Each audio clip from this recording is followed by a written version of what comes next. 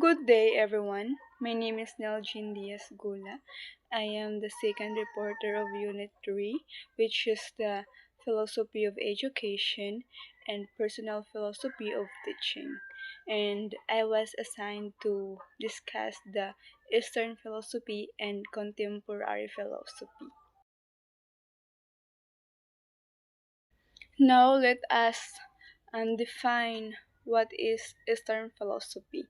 So, in a simple term, Eastern philosophy is somehow a teacher-centered approach because the teachers are the one who provided the information or the lessons inside the classroom, while the student they are just absorbing the information or the knowledge coming from the teachers.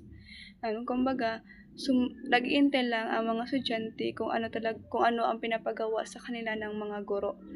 Yun lang ang sinusunod nila dahil dito nga sa Eastern philosophy ay ang guro ang namumuno sa loob ng klase.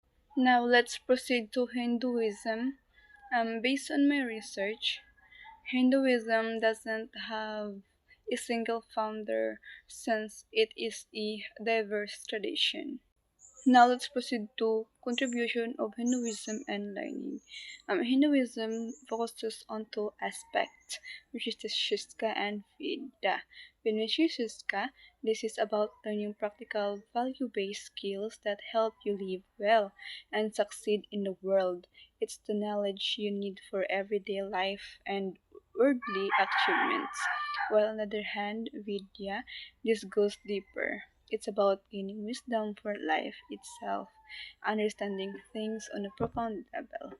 It teaches that everything is connected and part of a single fundamental reality. Essentially, Shuska is about knowing how to live, while Vida is about understanding what life is. Now let's proceed to the roles of teachers. Of course, teachers and gurus are responsible for two main things. One is imparting practical knowledge, which is the shiksha. This is how to stuff the skills, facts, and lessons you learn in the classroom.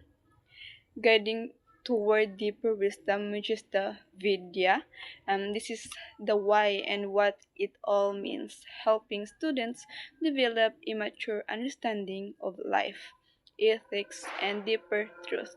They are the ones who prepare and organize all the lessons, making sure the students get comprehensive knowledge directly from them in a structured way. In short, they are the expert who plan the learning, teach the skills, and guide you to wisdom. Now let's proceed to the roles of the student. Of course, here in Hinduism, students should first focus on learning practical skills for everyday life, then aim for deeper understanding and wisdom, mainly by listening to and learning from their teachers. Let's proceed to the example of Hinduism. A student might learn a traditional craft or a professional skills or shiksha from a guru, while simultaneously studying ancient scriptures and engaging in philosophical discussions to understand ethical principles, the nature of existence, and their spiritual path or vidya. Now let's proceed to Buddhism. So, the founder of Buddhism is Siddhartha Gautama, known as the Buddha, who lived in the 6th century before Common Era. And the contribution of Buddhism to learning is the sheer aim of Buddhism education is the holistic development of a child's personality, encompassing physical, mental, moral, and intellectual growth. So, here in Buddhism, they don't just focuses on one aspect, but the whole holistic development of a child. Parang they wanted a child to be kind, respectful to everyone. Because in Buddhism, they believe that if you're good enough, if you're kind enough, and you have respect to elders or to everyone, you can enter nirvana. And when we say nirvana, it is somehow like heaven, wherein you are free from suffering. Now let's proceed to the roles of teachers in Buddhism. So, teachers in Buddhism serve as guides, helping students navigate the path to enlightenment. This establishes the teacher's primary function. They are not just instructors, but mentors who show the way to the ultimate goal of Buddhism, which is enlightenment or nirvana, freedom from suffering. They have traveled the path themselves and can therefore lead others. Let's proceed to the role of the student. So, of course, the student in Buddhism, they are expected to follow the practices of Buddha for them to enter the enlightenment or nirvana. So, example of Buddhism. A student might engage in daily meditation to develop mindfulness and concentration, study Buddhist scriptures to understand the nature of reality, and practice compassion and kindness in their interactions with others to reduce suffering. Let's proceed to Confucianism. So, Confucius 551 to 479 before Common Era is the central figure and proponent of Confucianism. And the contribution of Confucianism in learning is this establishes the central purpose of education in Confucian thought. And learning is not just about acquiring knowledge or skills for a job. It is a moral and existential process of becoming fully human. Humanity, yin or jin, is something achieved through effort and study, not just something innate. Also, in Confucianism, they believe that individuals should be treated with dignity and respect as value entitles in themselves. They should not be used merely as tools to achieve someone else's goals or a political object. The role of teachers in Confucianism. Confucian teachers are the role models who embody virtue and wisdom. This is the most crucial aspect of the Confucian teacher's identity. They are not merely transmitters of information, they must live the moral principles they teach. A student learns as much from the teacher's exemplary conduct, their virtue and wisdom, as from their lectures. The teachers must strive to be a Junzi, exemplary person themselves. The students' role in Confucianism. Students are expected to respect their teachers and elders. This highlights the funda- foundational Confucian principle of filial piety, respect for those above ones, like teachers, elders, parents, is the essential starting point for all moral cultivation and social order. Example of Confucian education is a student might study the Analects of Confucius to learn about ethical principles, practice calligraphy to cultivate discipline and focus, and participate in community service to develop social responsibility. Let's proceed to Taoism. Lao Tzu, also known as Lao Tzu, is considered the founder of Taoism, though very little is known about his life. The contribution of Taoism to learning is um, Taoism emphasizes living in harmony which, with the Tao, for the way which is the fundamental principle governing the universe. This establishes the central focus of Taoism. The Tao or Tao. The Tao is an indescribable ultimate reality the source and driving force of all things. It is often translated as the way or the path to live in harmony with the Tao, means to align one's actions and intentions with this natural fundamental order rather than resisting it with artificial human rules or desires. So, in another word, Taoism preserve the natural environment or the natural rhythm of the universe rather than the artificial. The role of teachers in Taoism.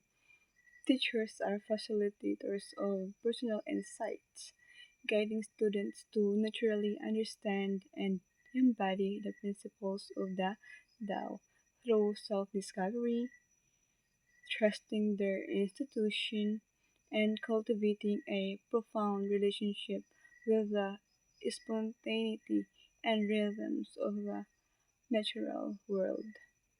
And the role of the student is the Taoist student is an active yet meditative seeker who learns primarily by observing nature and cultivating stillness.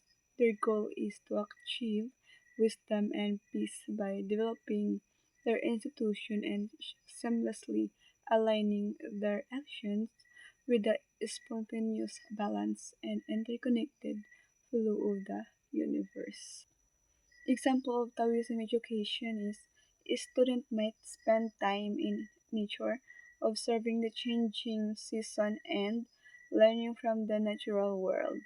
They might practice Tai Chi or Qigong to cultivate inner harmony and balance, and study Taoist texts to deepen their understanding of the Tao. Now let's proceed to Zen Buddhism.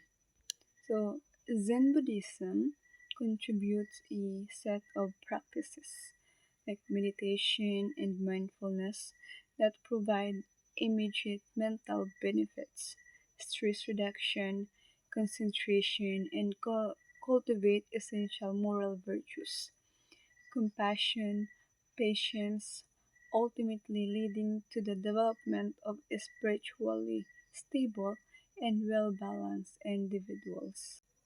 So the role of teachers in Zen Buddhism is teachers are practical guides who instruct students in meditative practice while emphasizing that the ultimate realization of awakening must be achieved through the student's own diligent effort. They also maintain a calm, quiet environment essential for deep focus and efficient learning. And the role of the Zen student is expected to be a highly active participant using meditation and mindfulness to achieve inner awakening, which naturally leads to the development of deep spiritual stability, compassion, and profound wisdom, thereby maturing them into fully realized individuals. Let's proceed to Christian philosophy. So, Christian philosophy of education is rooted in the Bible and the belief that God is the source of all knowledge and truth. So, the contribution of Christian philosophy in learning is Christian education is a holistic approach that integrates biblical principles across the entire curriculum and life of the student. Its purpose is to develop the student's mind, heart, and will, equipping them with a framework of moral absolutes to make choices aligned with God's will. The role of Christian teachers are moral role models who use the Bible as the foundation for their educational principles. Their role is to guide students and maintain a God centered learning environment where every subject is integrated with and related back to the divine. And the role of the student is Christian student is expected to integrate their faith into their entire learning and life. They must use the Bible as their primary lens for understanding the world and strive to make all their actions and decisions align with their spiritual values and the purpose of pleasing God.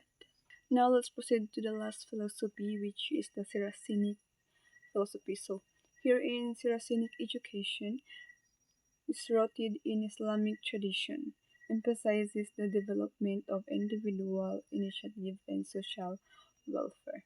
So, and the contribution of Saracenic education in learning is a holistic system that uses religion's instruction and the Quran as its foundation to cultivate moral citizens who exhibit tolerance and social responsibility while simultaneously promoting a broad, liberal education aimed at developing students into intellectually and spiritually well rounded individuals.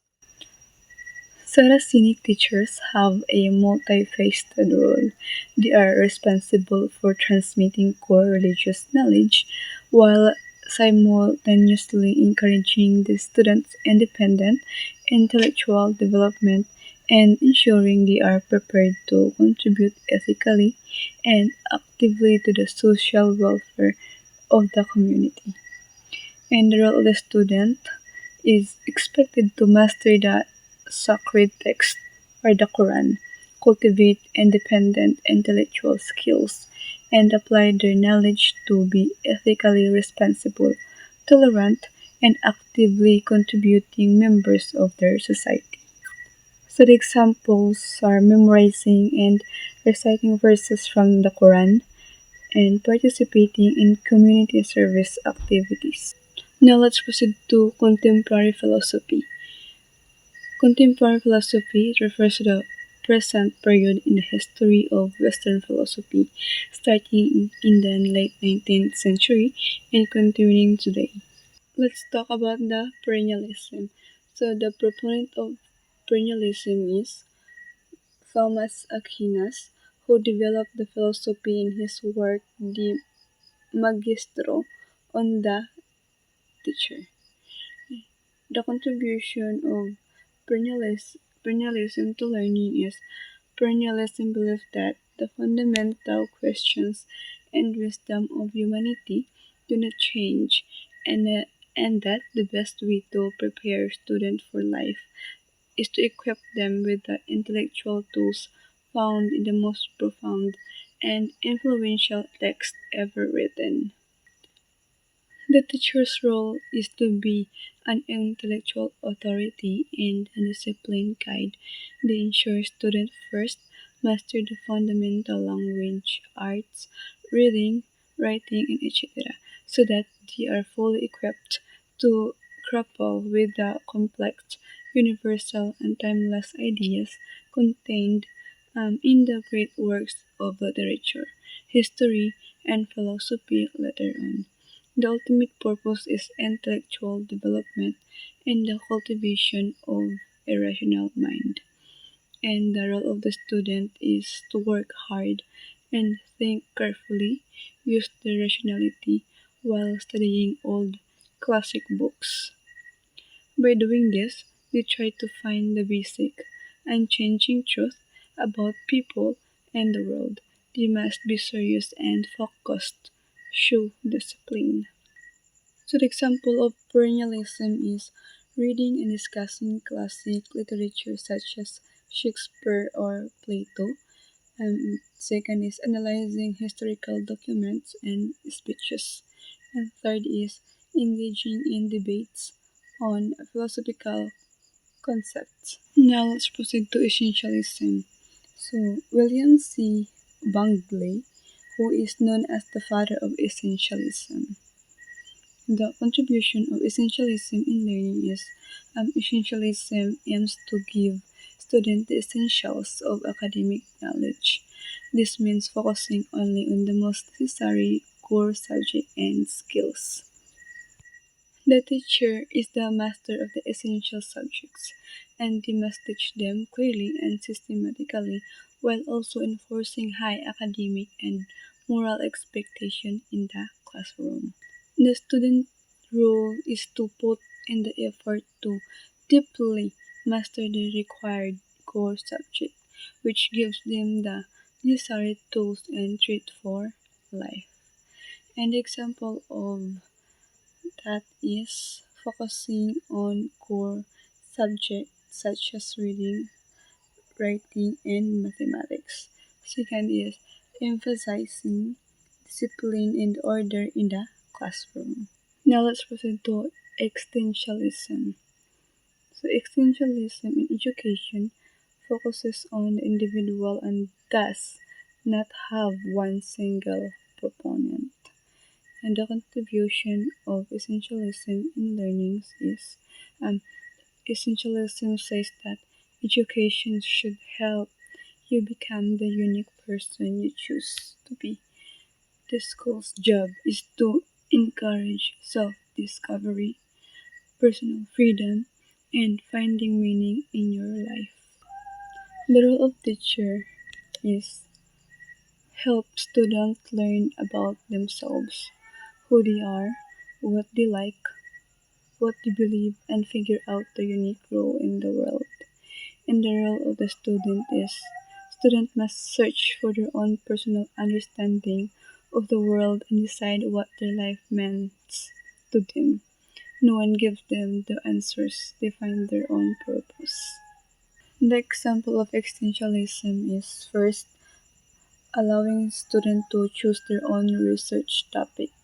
Second is encouraging students to express their opinion and belief in class discussions. And third is providing opportunities for students to reflect on their own experiences and values. Now let's proceed to progressivism. So John Dewey is the proponent of progressivism. He often remembered as the father of progressive education.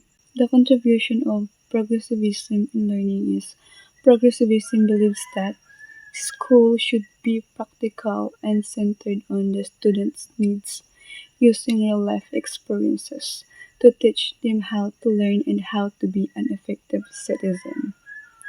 And the role of the teacher is the teacher sets up hands-on activities, encourages students to try things and test ideas, and make sure the lesson help the student grow into both a smart person and a responsible member of society.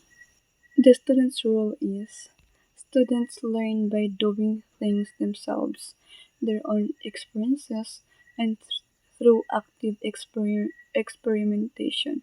They learn best when they are directly involved in the activity. The example of that is participating in group projects to develop teamwork and problem solving skills. Second is engaging in community service to learn about social issues and contribute to their community. And now let's proceed to social reconstruction. So the proponent of social reconstruction is Theodore Bramid, who believed that education had the responsibility to mold human beings into a cohesive and compassionate society.